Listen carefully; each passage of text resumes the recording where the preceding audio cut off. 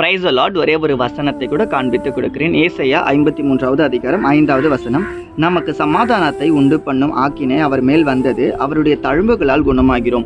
இன்னைக்கு ஆண்டவர் நம்மள பார்த்தாங்க சொல்றாரு, மகனே மகளே, நான் உங்களை குணப்படுத்துறேன்ப்பா, நான் உங்களுக்கு சமாதானம் தரேன். ஏசப்பா இன்னைக்கு நம்மள பார்த்தாங்க சொல்றாரு. சமாதானம் அப்படின்னா ஒரு நிம்மதியான ஆசீர்வாதமான நல்ல வாழ்க்கை ஏசப்பா நமக்கு தரப்போறாருங்க. அவருடைய தழும்புகள்ல நம்ம குணமாயிட்டோங்க. குணமாயிட்டோம் அப்படின்னா நம்ம வியாதிப்பட்டவரும் தான் கிடையாது. குணமாக்குறது அப்படின்னா நம்ம பாவமான காரியங்கள்ல அசுத்தமான காரியங்களை ஏசப்பாவுக்கு விரோதமா நிறைய தப்பு பண்ணிட்டோம் பார்த்தீங்களா, அதுல இருந்து ஏசப்பா நமக்கு விடுதல் தரப்போறாருங்க.